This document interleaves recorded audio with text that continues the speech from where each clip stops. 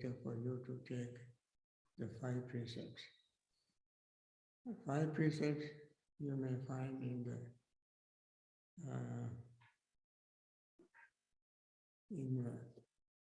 new book, maybe on the old book, page 4 and 6.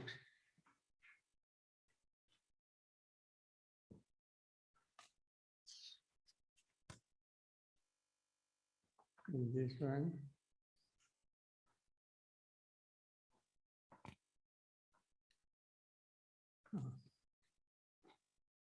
yeah.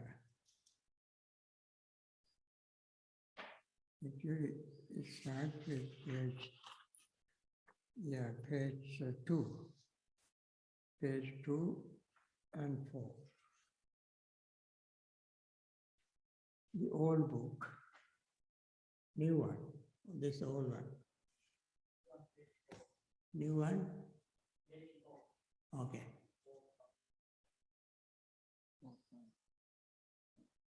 All right. 2 and 4 in this book. Okay.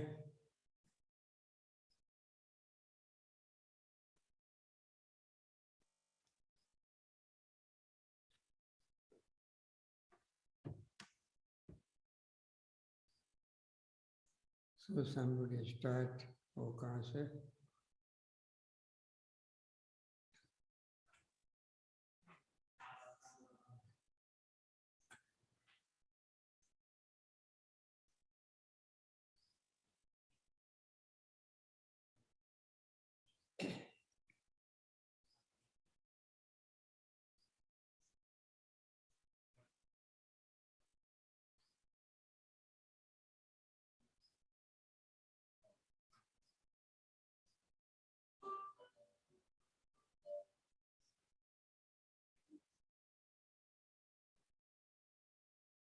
Okay, Yamahang vadami tang vadeta. Namo tassa bhagavato arahato samma sambuddhassa.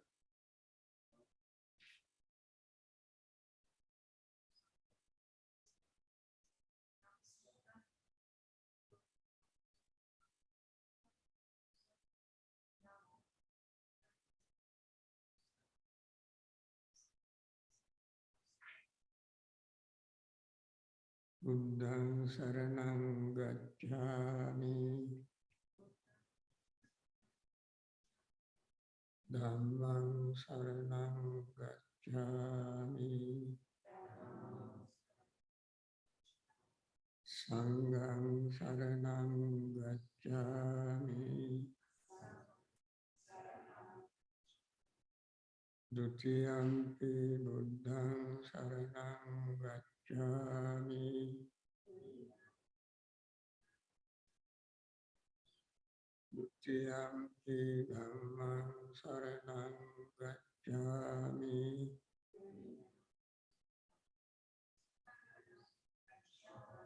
Dutiyampi sanghang saranang gacchami.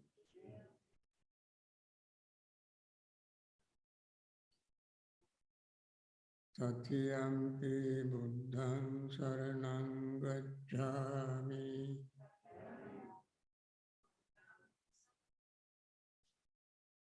Tatiyampi dhammang saranang gacchami.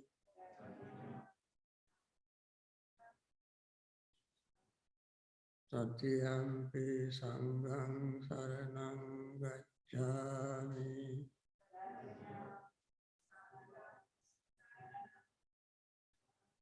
Tisarana gamanam sampunnam.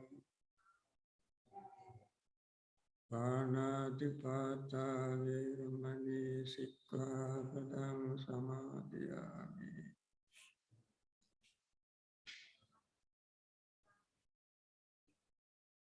Adinnādāna virmani sikkhapadam samadhiyami.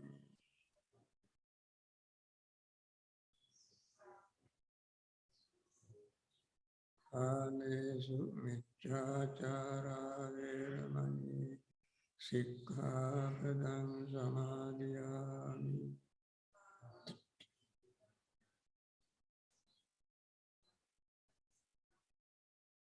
Musavada Veramani Sikkhapadam Samadhiyami.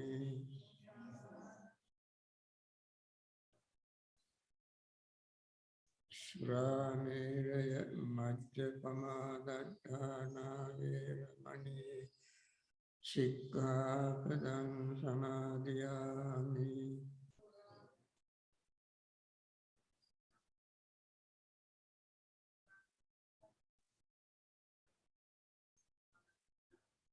Tisaranena Saddhim Panchasilam Dhammam Samadhayitva Sadhukam Surakritam Katva Appamadena Sampadetabvam Silena Sugatim Yanti Silena Bhoga Sampada Silena Nibbhutim Yanti Tasma Silam Visodhaye.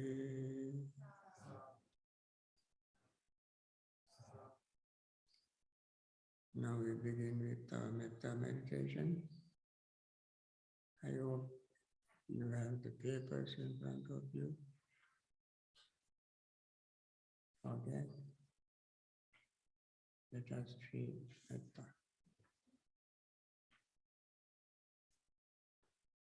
May all beings happy and secure. May all beings have happy minds. Whatever living beings they are, without exception, weak or strong, long, large, medium, short, subtle or gross, visible or invisible, living near or far, born or coming to birth. May all beings have happy minds. Let no one deceive another, nor despise anyone anywhere. Neither from anger nor ill should anyone wish harm to another. As a mother wishes her own life to protect her only child, even so towards all living beings, one should cultivate a boundless heart. One should cultivate a whole heart of boundless love, tenderness, above, below, and beyond, unobstructed, without hate or resentment, whether standing, walking, sitting, lying down, or anywhere. One should develop this mindfulness. This is called divine equilibrium, not falling into erroneous views, but cultivating endowed intuition, removing desire for sensual pleasure. One comes nearer and birthday. Okay, with this metta thought in mind, let us focus our mind on the breathing. Take 3 deep breaths to notice the sensation of breathing.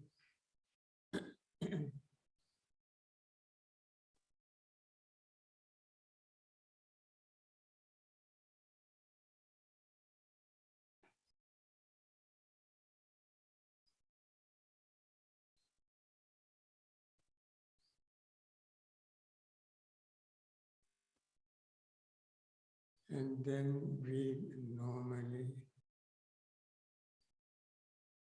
letting the breath flow in and out of your nostrils,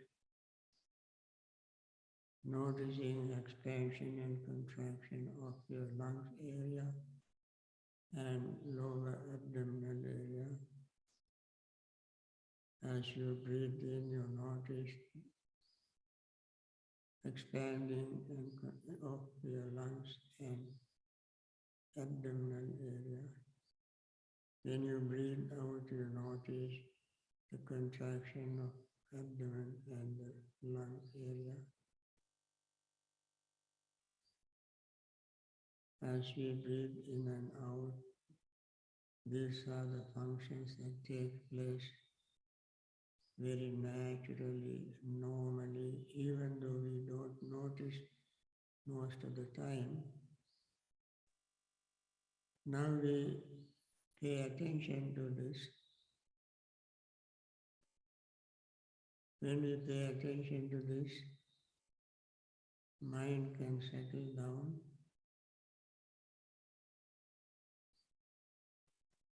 The breath can become calmer and calmer and calmer.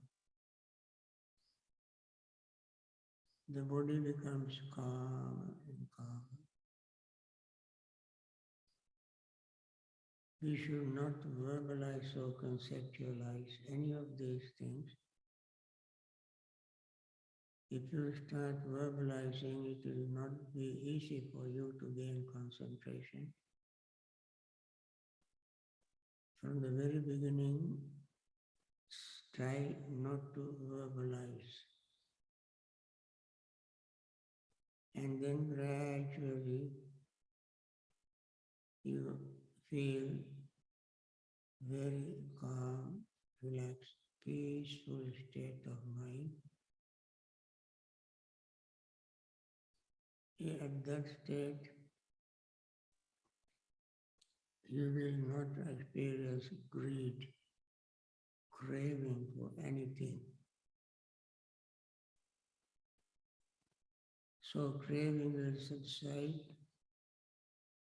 when you pay attention to the breath and noticing the calmness of the breath and the body.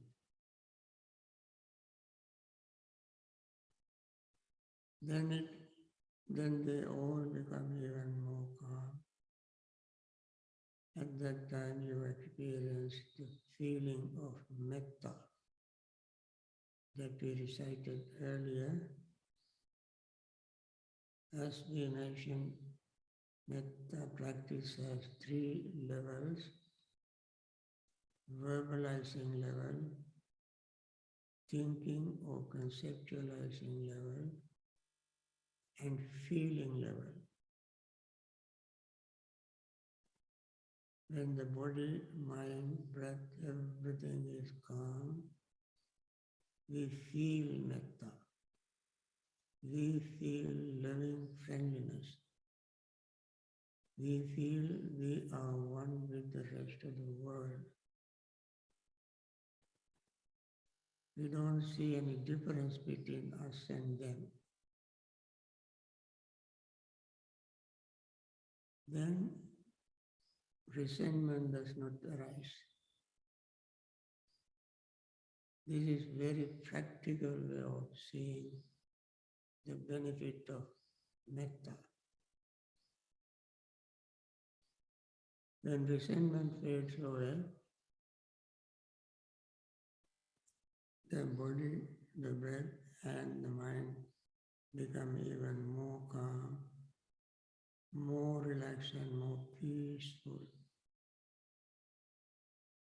At that time, it is possible to feel sleepy or drowsy. It also is very sweet, pleasant, welcoming temptation. But we don't succumb to temptation. We let it go. In order to get rid of this hindrance, sleepiness and drowsiness, we have to arouse our energy. To arouse energy, we can focus the mind on very bright light. Visualize bright light, as bright as the light of the sun.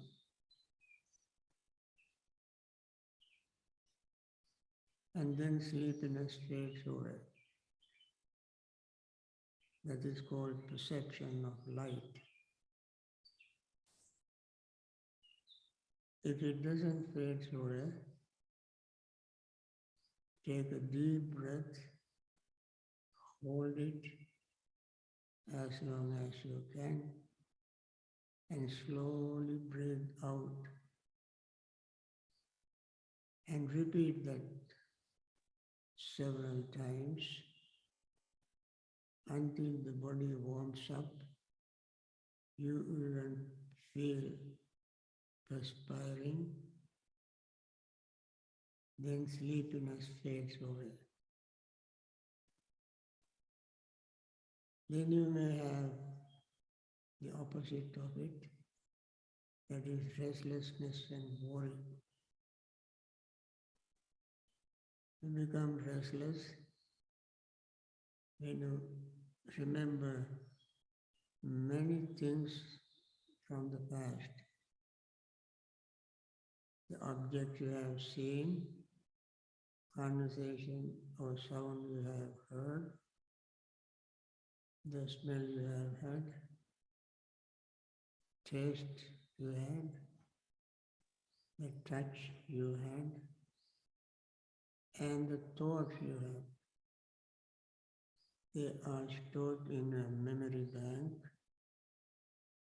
When the mind is trying to calm and relax and peaceful, they can be stirred up.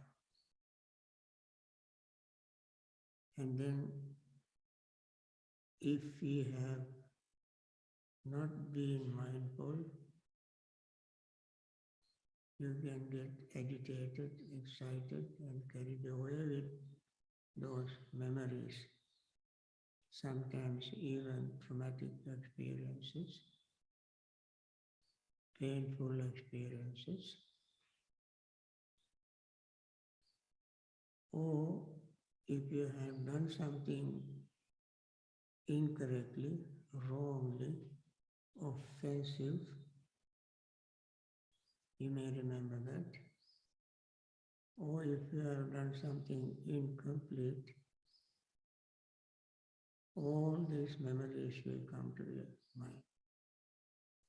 Or planning the future.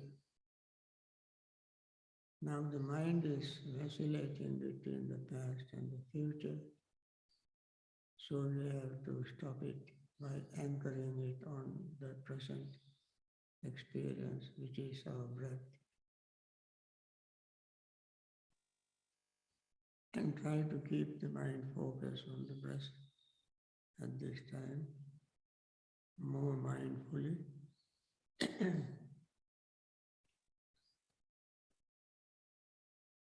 And then you still have doubt with regard to your own practice, or you may have doubt about the Buddha, Dhamma, Sangha, morality, and so on. Friends, we must be set assured that the Buddha is our wonderful guide who attained full enlightenment by following this method, breathing meditation. And he also followed the Dhamma, which he made his own teaching, and advised all of us to follow the Dhamma. And following the Dhamma, many disciples attained the same stages of enlightenment. And we too want to follow their footsteps and attain the same stage of enlightenment.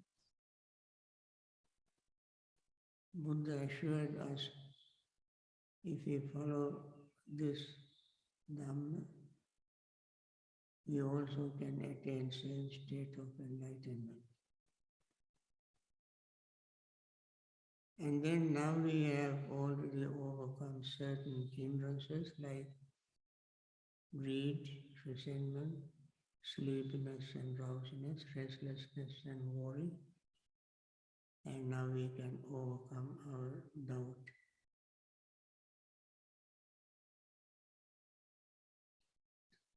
When we overcome all this, as we mentioned earlier, yesterday, we feel very secure, safe and free. Overcoming greed is like being free from indebtedness.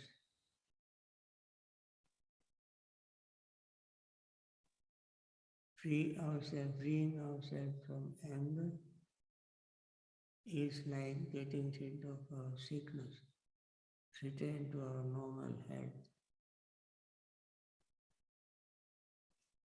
When we are sleepy and drowsy, we would be like in a jail, maximum security jail, where everything is restricted, no exposure to the outside world.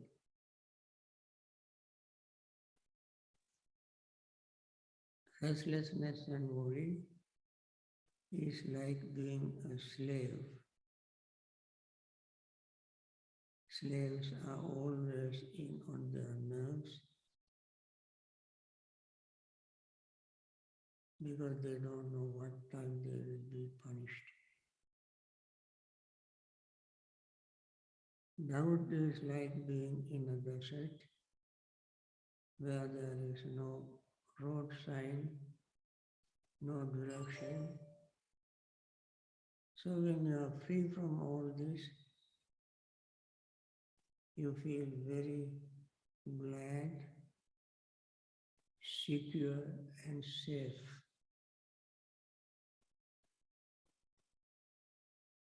This feeling arises by degrees until it reaches happiness. When we gain happiness, we become even calmer and more peaceful, relaxed. That leads to concentration. You can see all these are happening in that sequence, gradually and slowly. When we gain concentration, that is the time mind is very sharp, clear, pure, and balanced. Wholesome, one-pointedness of the wholesome state of mind is called concentration. When we gain this concentration,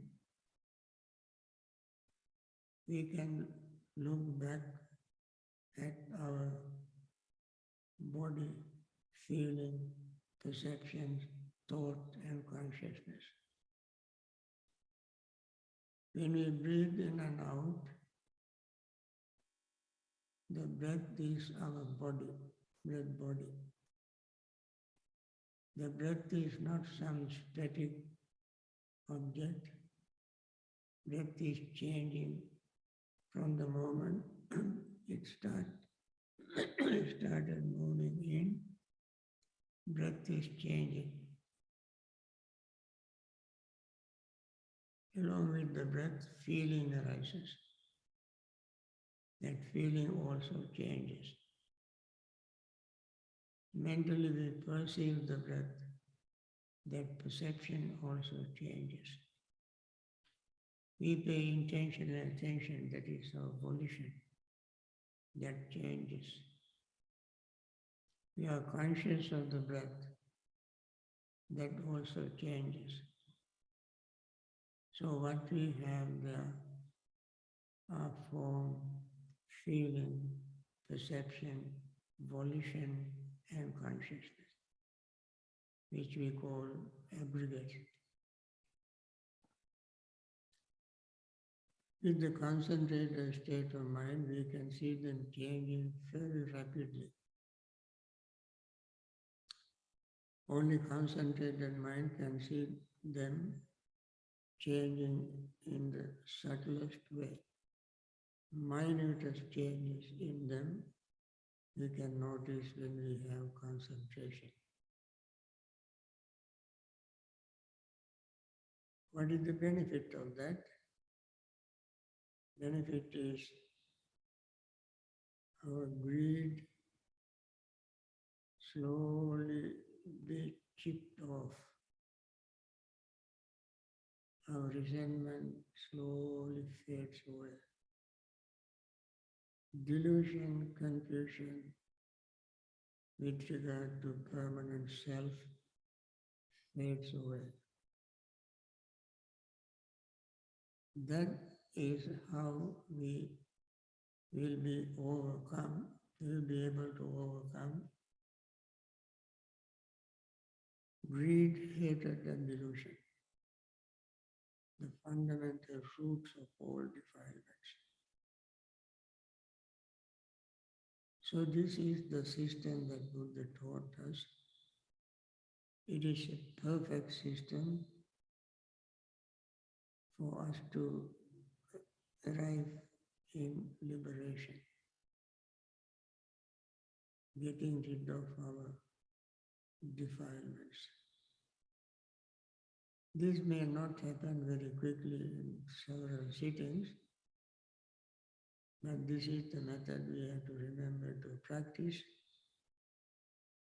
not only now, but every time we practice, we follow this system, starting with metta, focusing mind on the breath, seeing greed, hatred, sleepiness and drowsiness, restlessness and all in doubt fading away, and gaining concentration. With that concentration, we focus the mind on our own aggregates, form, feeling, perception, thought, and consciousness, to see them changing, to see their impermanent nature, and to get rid of our greed, hatred, and delusion. With these words, I want to stop talking and let us practice meditation for next few minutes.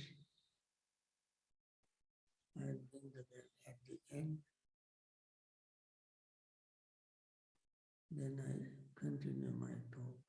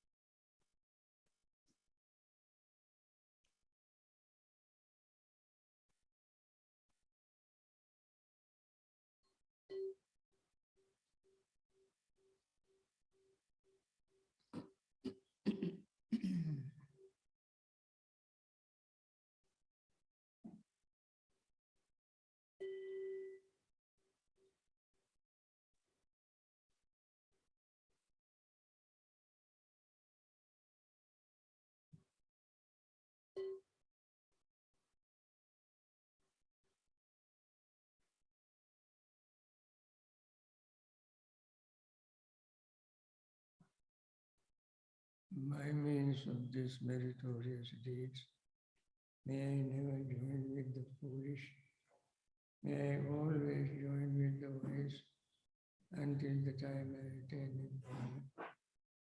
May the suffering be free from suffering. May the fear-struck be free from fear.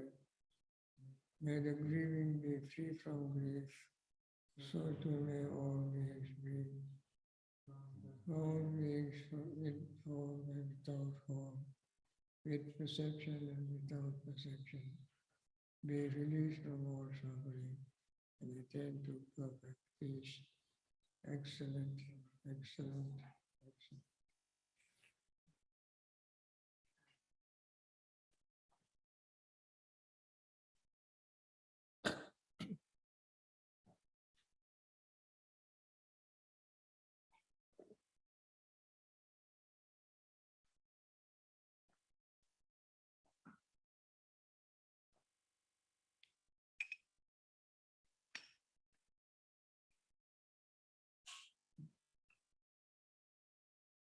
Friends, the other day when I was answering some of the questions, I remember somebody asked me a question regarding mindfulness and clear comprehension, whether they are similar or different, or whether they are related to one another. I said they are related, they depend on each other. They arise interdependently. Let me begin with the clear comprehension. It is called sampajanya. I mentioned there are 4 types of clear comprehensions. I don't know whether you remember them. I said so many things. It is not easy for you to remember all of them if you are not very familiar with the system. The four types of clear comprehensions are clear comprehension of the purpose, clear comprehension of the suitability, clear comprehension of the domain, and clear comprehension of non-delusion. There are Pali terms. I try to restrain myself by using too many Pali terms because you may not understand any of them. It will simply be wasting my time and your time. And therefore, first, clear comprehension of the purpose. I mentioned there are 5 purposes of meditation, especially mindfulness meditation, 5. It is very nice. Here we have 4, there we have 5, and so forth, groups, categories. So the first of the 5 purposes is the purification of beings. Purification of beings. Second is overcoming sorrow and lamentation. Third is overcoming grief and despair. Fourth is following ourselves on the right path, putting oneself on the right track. Fifth is the attainment of Nibbana. These, each and every one of them is wonderful. The last one is very lofty purpose, the highest purpose, attaining Nibbana. Let me elaborate each of them within my limited time. Purification of beings. If you come across certain Pali words, the word beings, here I had to use one Pali word. That is satta, sattanang. If you say sattanang, that means living beings. If you say sattha, with emphasis on the last th, first one is spelled as ta, the second is spelled as th. Sattha means teacher. Satta means beings, living beings. Why are they called satta? Because they cling to the five aggregates. Pali definition is those who cling to their five aggregates are called satta. What are the five aggregates? Form, feeling, perception, volition, and consciousness. Those that cling to these five aggregates are called satta. Are we satta or not? We all are satta. Why? We cling to our body, feelings, perceptions, volition, and consciousness. And purification of those beings who cling to the five aggregates. Our purpose is to liberate ourselves from the clinging to five aggregates and free ourselves from the clinging to five aggregates. Then we simply, when we cling to five aggregates, the aggregates are called aggregates of clinging, aggregates or aggregates subject to clinging. If we don't cling to aggregates, then we simply have aggregates, no clinging. Those who do not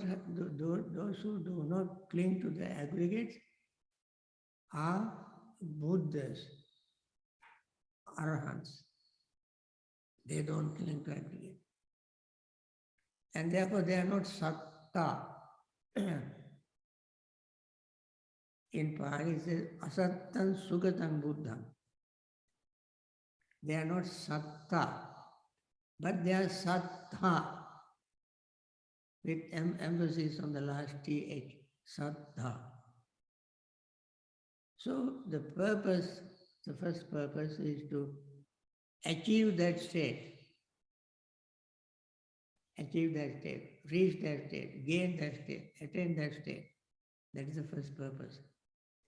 Purification. We attain that state only through the purification.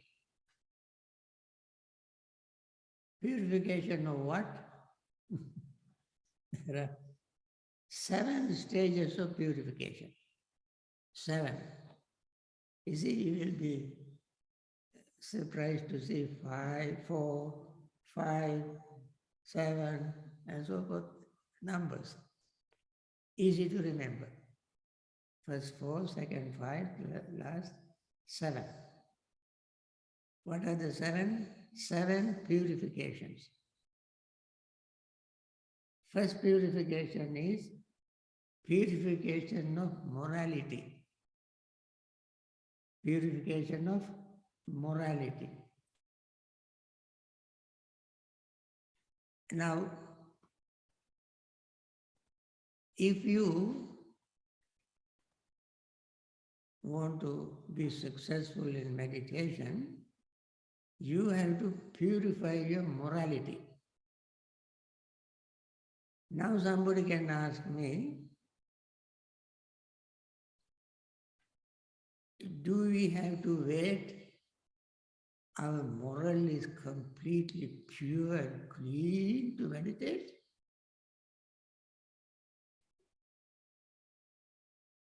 It is called Ya Ichchati Harishmartum Sansarasya Gaterapi Samudre Shanta Kallole Snatum Ichchati Durmukah in Sanskrit. If somebody goes to a seashore and waits for the sea to become calm for him to have a swim, do you think this fellow will swim? He can never swim because the sea never becomes calm. There are always waves, ripples in the ocean. So this fool could not swim. Similarly, our life is full of waves and ripples, ups and downs, problems, all kind of things in our life. If we wait until all of them are over, purify all of them, we purify, get purification from all of them, we will never meditate. We will never meditate. And therefore, while being impure, not perfect in moral, you just dive head down right away. You start practicing. When you practice and practice and practice, you yourself will discover, boy, this doesn't seem to work very well for me, because I have broken such and such a precept, such and such a precept, such and such a thing I did. I have to stop that. So when you practice meditation, you discover in your own personal experience that you have to do certain things. Say somebody is drinking and trying to meditate. Mind is not very clear, full of confusion. Somebody is stealing. When it comes to meditation, cannot meditate because that person feels guilty. Somebody is committing sensual misconduct, come to meditation, mind is not settled. The person cannot meditate. Like that, you yourself will experience the danger of breaking precepts, moral principles. And then you decide, well, let me stop this. Let me stop stealing. Let me stop drinking. Let me stop taking drugs. Let me stop committing sensual misconduct. And then let me try that. So the person learns from the person's own experience. Friends, this is our laboratory. Our body and mind are our laboratory. Don't try to borrow others' laboratories to make experiments. Use your own laboratory, your own experiences. Then you will see, that is how we have done so far. In many, many fields, you learn from your mistakes. Learn from a mistake. So you committed a mistake, committed an offense. Then you decide, let me stop this. Let me straighten my life and then meditate. Then you will see for your surprise that we are getting somewhere. And therefore, don't wait until your moral is completely pure and clean and perfect. Although it is the basis, although it is the very important thing, as you purify your morality, then you improve your practice. Then the purification of morality. Second is purification of chitta. Chitta means the mind, purification of mind. In order to purify the mind, we must understand the nature of mind. We must understand the nature of mind. This mind is luminous. Buddha said this mind is luminous. But unlearned person who has not been associating with the noble person does not know that the mind is luminous. This luminous mind becomes defiled from adventitious defilements, meaning defilements coming from external objects. In my yesterday's talk, I mentioned external objects themselves don't have defilement. They may have this building doesn't have defilements. But we can arouse our defilement looking at this building. Although it is inanimate, and yet somebody can become, gee, these fellows are living very luxurious life. You can pollute your mind instead of using this building, coming and sitting, meditating, you begin to develop your jealousy. So you defile your mind. That is adventitious defilement. So we know the mind is luminous. It can become impure and unclean and defiled from adventitious defilements arising due to contact with the external objects. And therefore, the person who wants to purify this mind, as I mentioned yesterday, behave like that turtle. I mentioned the turtle when his 4 limbs, 6 parts are out, the fox comes to catch him, he withdraws everything, and fox will sniff here and there, hard shell, he cannot bite, so he goes away. Similarly, we don't close our eyes, plug our ears, no. We restrain our senses. We restrain our senses. Restraining our senses, we have to use concentration. Focus mind on one pure, simple object. And gain what we call deep concentration. In Pali, they are called jhanas. Even don't worry about that word. Gain concentration. Gaining concentration is a way to purify the mind. That's called chitta bhavana, meditation for purifying the mind. And then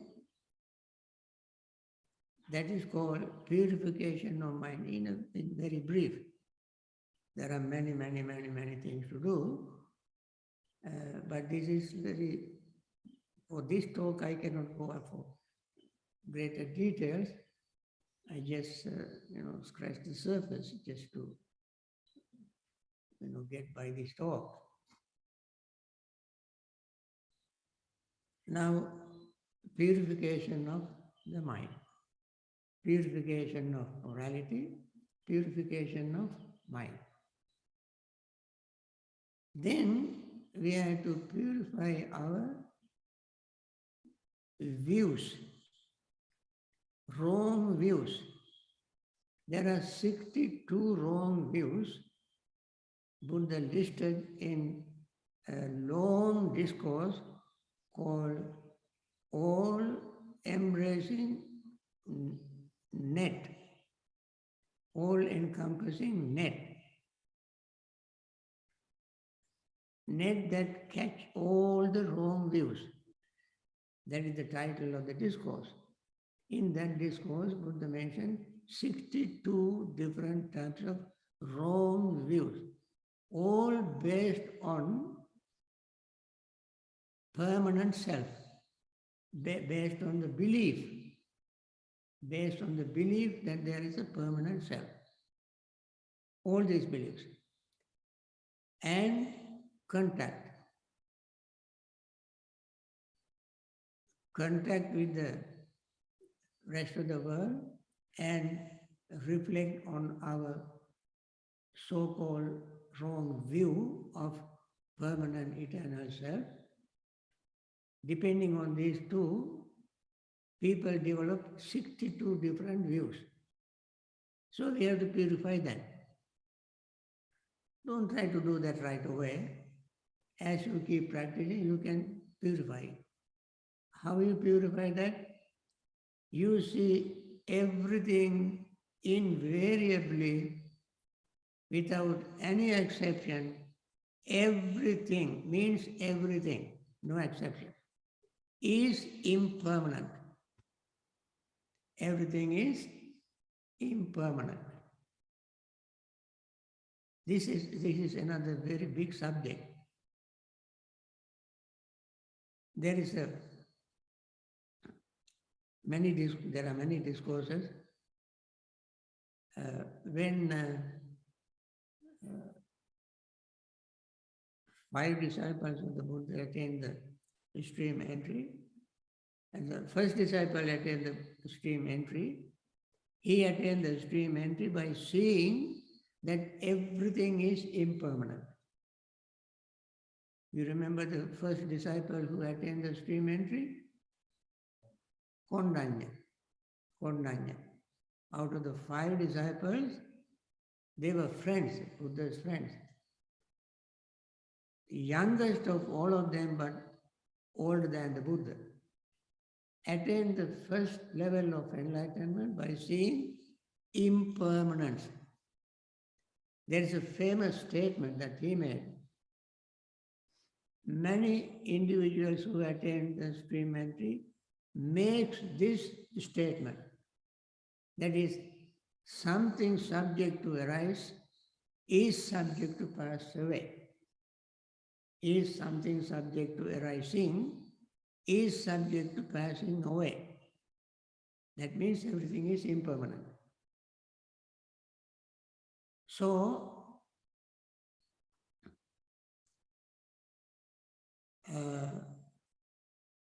when you see impermanence of everything, I mentioned in my guided meditation, then you gain concentration, you reflect back on the 5 aggregates: form, feeling, perception, thought, and consciousness.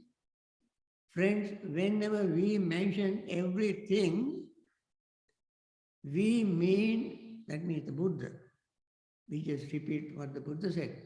Whenever he said everything, everything is this mind and body, combination of mind and body, mentality and materiality. That's all we have.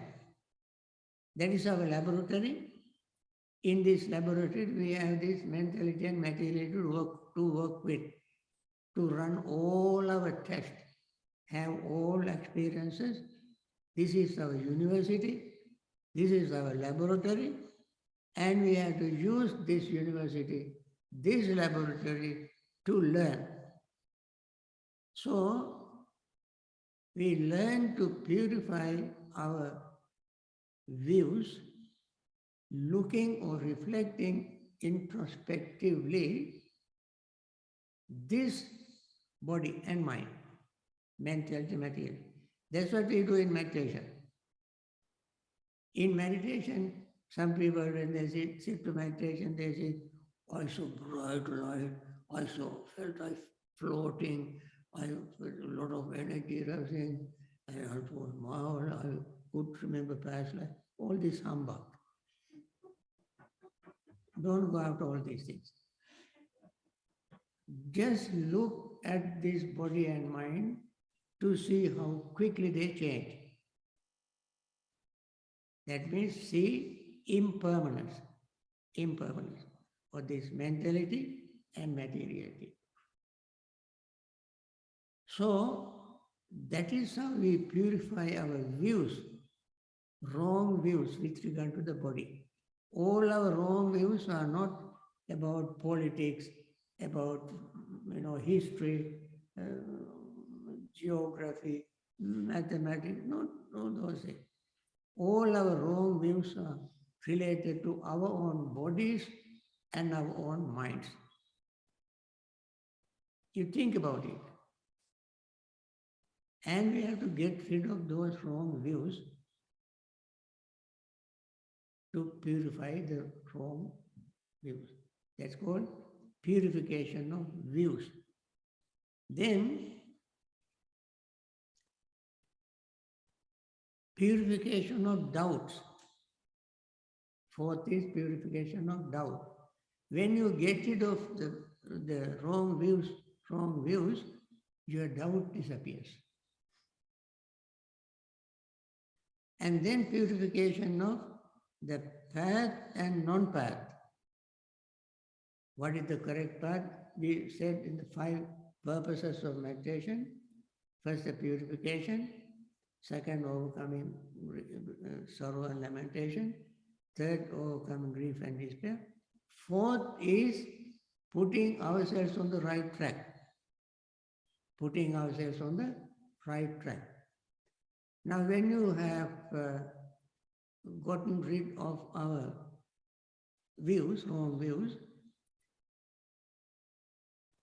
we know that we fall into the right track. Right track. So long as we have wrong views, we are not on the right track.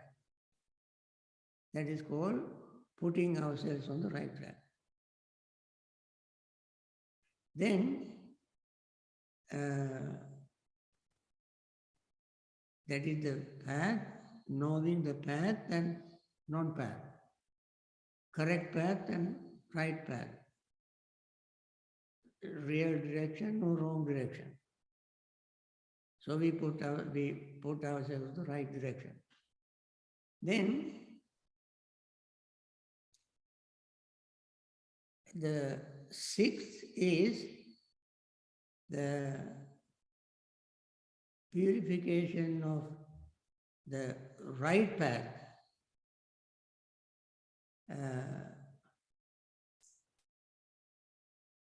And the 7th is the purification of knowledge and vision. Knowledge and vision. These are the gradual ways of purification.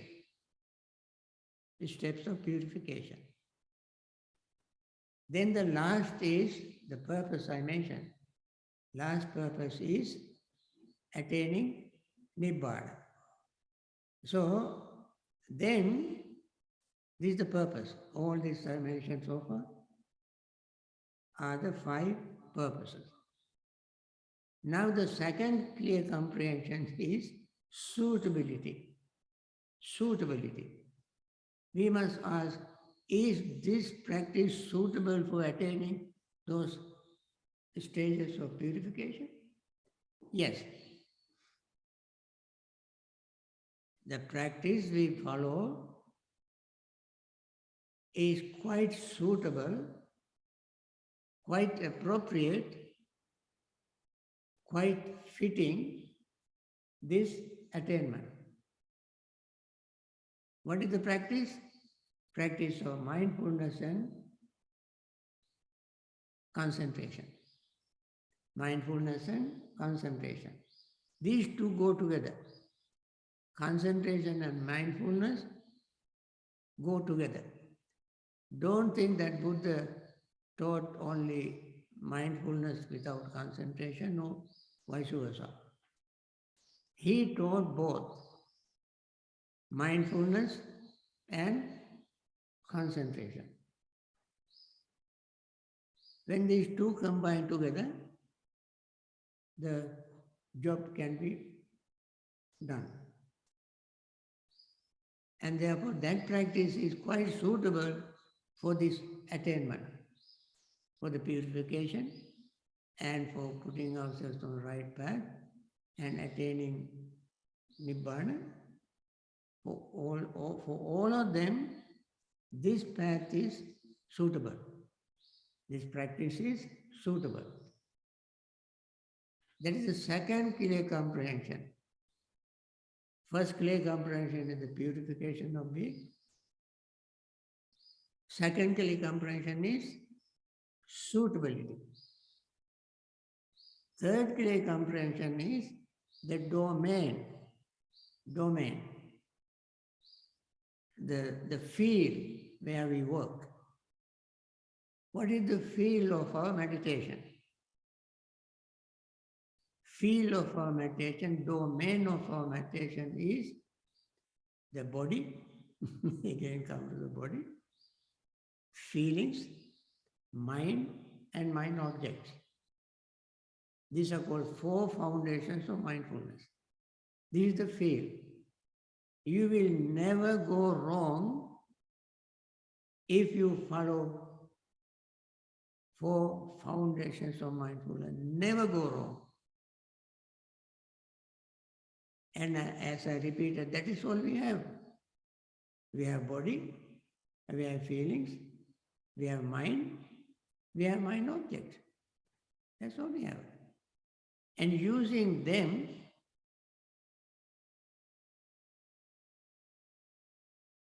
following the path, using them is also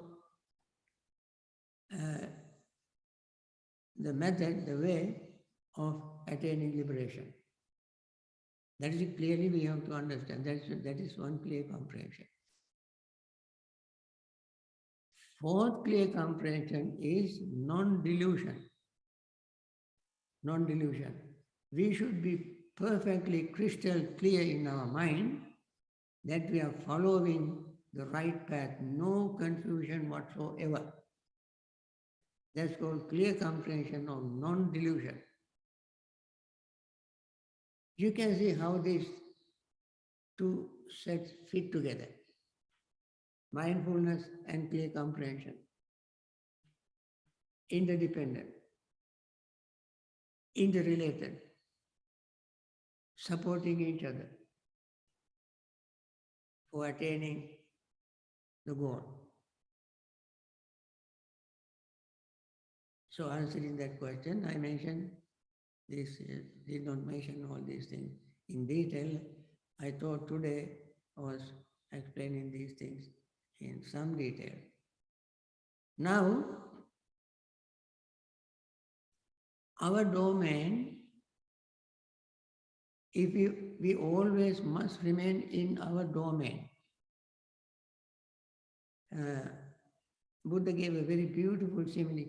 Whenever he wants to explain things more clearly, give simile, because the wise people using a simile can understand the essence, the meaning of what he told. Simile is this. This is a simile. There was a quail, you know, quail is a tiny little bird, tiny bird. sitting on a newly plowed field. I don't know whether you have seen when you plow with using a ancient plow with buffaloes and so forth, or even tractors these days.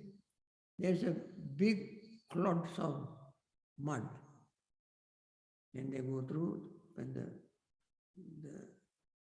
the plow goes through the land, it stir up, turn the soil over, and then big clods.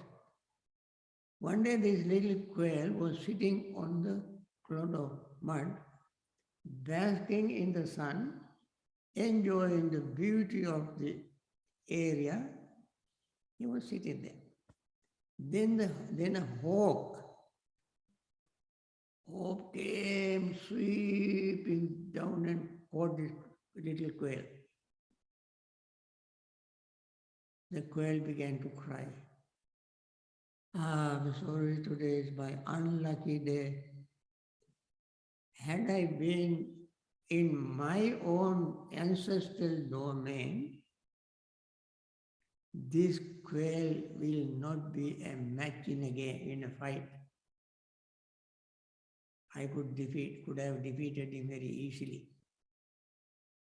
You know, hawk is a very big animal, big bird.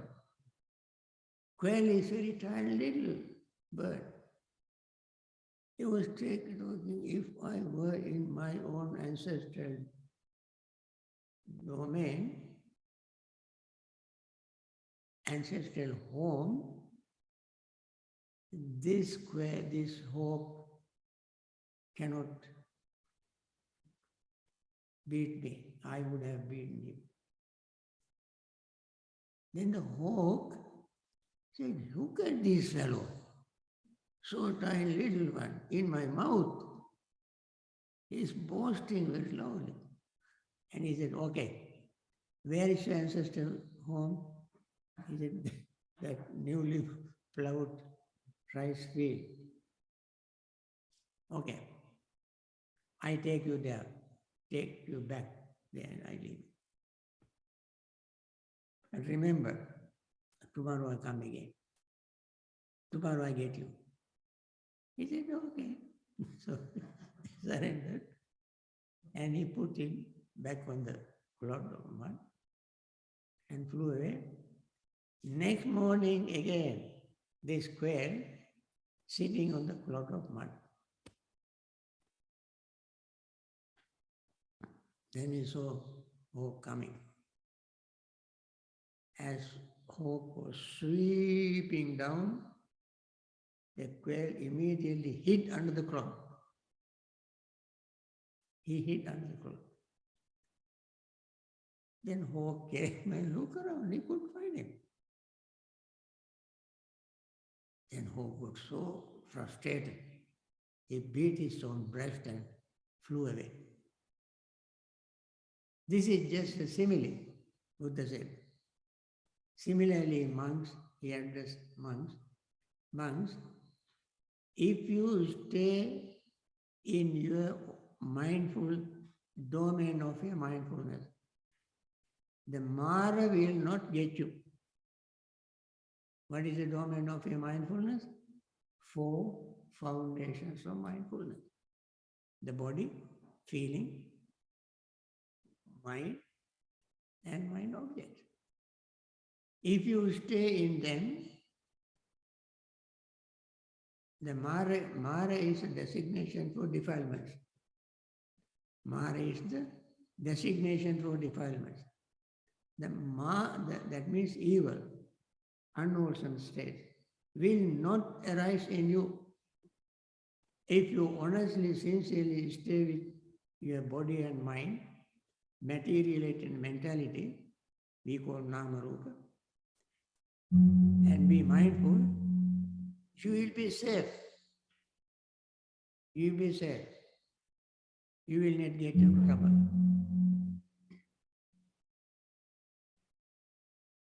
Therefore, friends, when you practice meditation,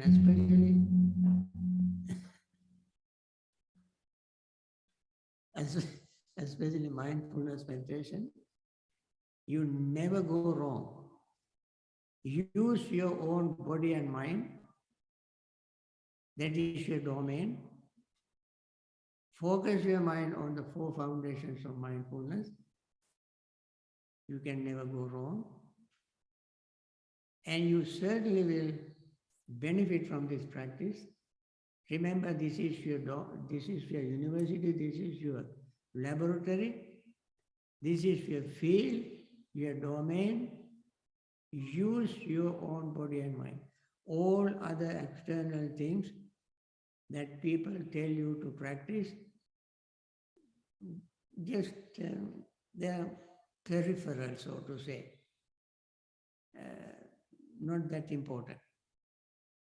So with this, I want to end this retreat, and I hope you have learned something from this retreat and continue your practice. And I'm very sure that you all will benefit from your own meditation practice. I wish you all success. And see you again whenever you come to our retreats. Thank you.